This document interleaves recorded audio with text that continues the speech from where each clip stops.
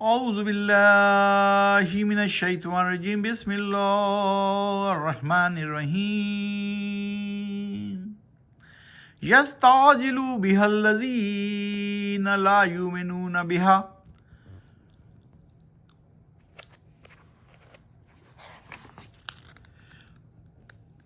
والذین آمنوا مشفقون منها ویعلمون انها الحق الا ان الذین یمارون فی الساعۃ لفی ضلال بعید۔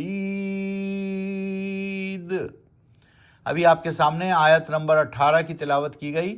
پارہ ہے الہ یردو، 25واں پارہ، سورت ہے سورہ شورى، 42ویں سورت، آیت نمبر 18۔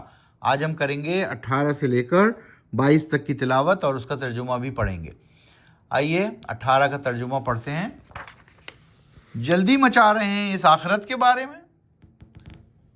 مشرک لوگ کیا کہتے ہیں؟ جلدی مچا رہے ہیں۔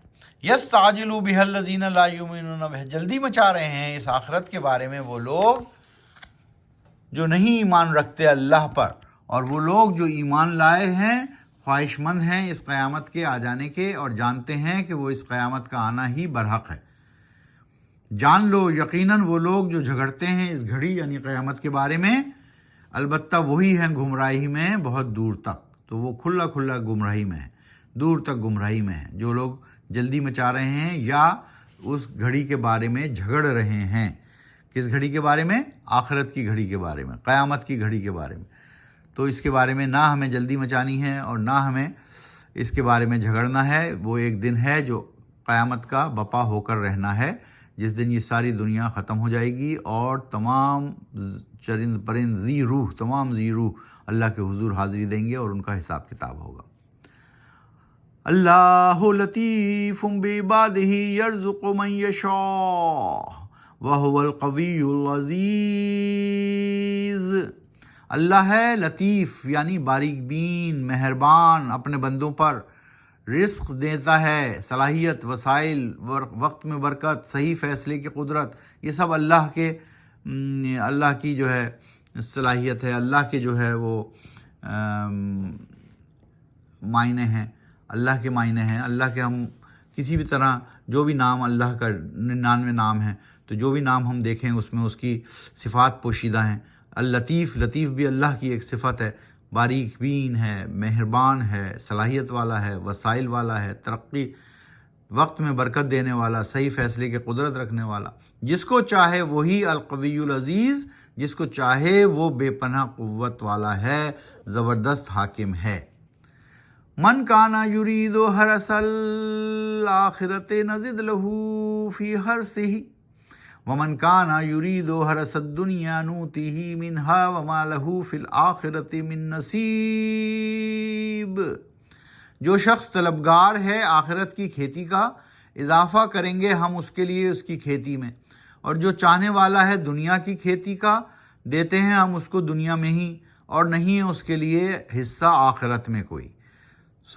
جو دنیا داری کرتا ہے تو ہم اس کو دنیا ہی دیتے ہیں، اور جو آخرت کا حصہ مانگتا ہے اس کی ہم آخرت کی کھیتی ہری بھری کرتے ہیں۔ تو اللہ ہی ہے دینے والا۔ ام لہم شرکاء شرعوا لہم من الدین ما لم یأذن بہ اللہ ولولا کلمۃ الفصل لقضی بینہم وَإِنَّ الظَّالِمِينَ لَهُمْ عَذَابٌ أَلِيمٌ۔ کیا ان کے بنائے ہوئے شریک یا الہ یا معبود یا بت ہیں جنہوں نے مقرر کیا ہے ان کے لیے ایسا دین یا طریقہ نظام زندگی جس کی نہیں دی ہے اجازت اللہ نے، اور اگر نہیں ہوتی طے شدہ بات پہلے سے تو چکا دیا جاتا فیصلہ ان کے درمیان، اور یقیناً ایسے ظالموں کے لیے عذاب علیم یعنی دردناک سزا ہے۔ اللہ سبحانہ وتعالیٰ کہہ رہے ہیں کہ اگر ہم چاہیں تو وہ ان شریکوں کو، الہ کو، بتوں کو اور بتوں کے پرستش کرنے والوں کو یہیں اس زندگی میں ہی سزا دے دیں، لیکن اللہ سبحانہ وتعالیٰ کہہ رہے ہیں کہ ہم نے ایک بات طے کر دی ہے کہ اس کا جو حساب کتاب کا دن ہے وہ قیامت کے دن ہے، تو اسی دن اس کا فیصلہ ہونا ہے، لیکن یقیناً ایسے ظالموں کے لیے ہے عذاب علیم یعنی دردناک سزا۔ تَرَى الظَّالِمِينَ مشفقین مما کسبوا وهو واقع بهم والذین آمنوا وعملوا الصالحات فی روضات الجنات لهم ما یشاءون عند ربهم ذالک هو الفضل الکبیر۔ دیکھو گے تم اے نبی صلی اللہ علیہ وسلم ظالموں کو کہ ڈر رہے ہوں گے اس انجام سے جو کمایا ہے انہوں نے اپنے اعمال سے، اور وہ واقع ہوگا، آ کر رہے گا وہ انجام ان پر، یعنی وہ قیامت کا دن اور یہ انجام کا دن ان پر آ کر رہے گا۔ اور وہ لوگ جو ایمان لائے اور کیے اعمال انہوں نے نیک، ہوں گے وہ باغوں میں جنتوں کے، ان کے لیے ہر چیز وہ چاہیں گے وہ اپنے رب کے پاس، یہی ہوگا الفضل الکبیر، یہ اللہ کا بہت بڑا انعام ہوگا ان کے لیے۔ کن کے لیے؟ جنہوں نے نیک اعمال کیے اور اللہ پر ایمان لائے، اللہ کے بتائے ہوئے طریقے پر زندگی گزاری۔ قرآن شریف کو سمجھ کر پڑھیے، آہستہ آہستہ پڑھیے، اور قرآن و سنت کو اپنی زندگی میں نافذ کیجیے۔ یہی ضابطۂ اخلاق اور ضابطۂ زندگی ہے، اور دونوں جہانوں میں کامیابی کی کنجی۔